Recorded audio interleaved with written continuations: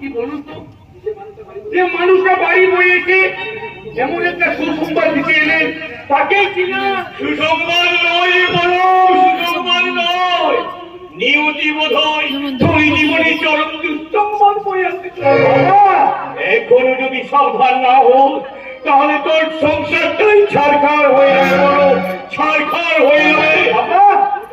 উনি তোর প্রমোশন দিতে আসেনি, এসেছে তোর মান সম্মান কেড়ে নিতে, এবারে মান সম্মানকে চষে নিতে।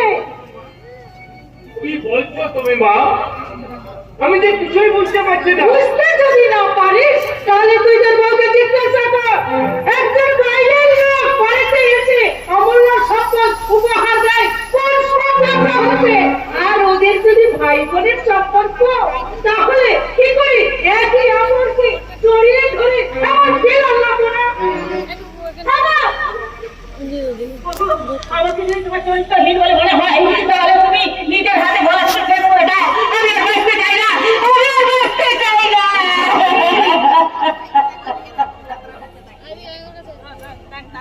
প্রমোশনের কথাটা বলতে আসায় আমার ভুল হয়েছে।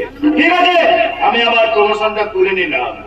তবে একটা কথা বলুন, তোমার বোনের বিয়ের সময় এই বাড়িটা বন্ধক রেখে যে 1 লক্ষ টাকা তুমি নিয়েছিলে তা কিন্তু আমার 7 দিনের মধ্যে সুদ সমেত ফেরত চাই।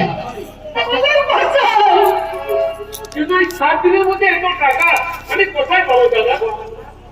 ওগো, তুমি আমার কথা শুনো, তুমি ওনার কাছে ক্ষমা চেয়ে নাও, আর তোমার মা বাবাকে বলো ওনার কাছে ক্ষমা চেয়ে নিতে।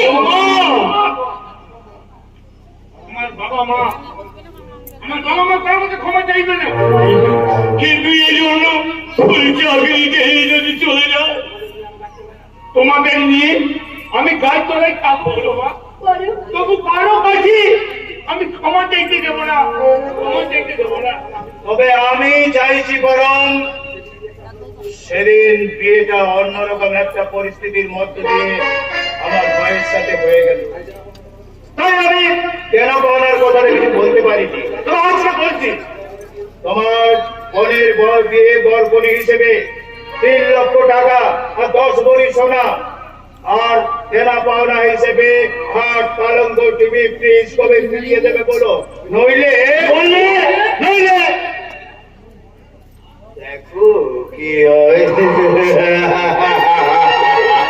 আমার ভাইটা আবার বাবা পাগলা কেটে কুচি কুচি কুচি করে পার্সেল করে পাঠিয়ে দেয়, তখন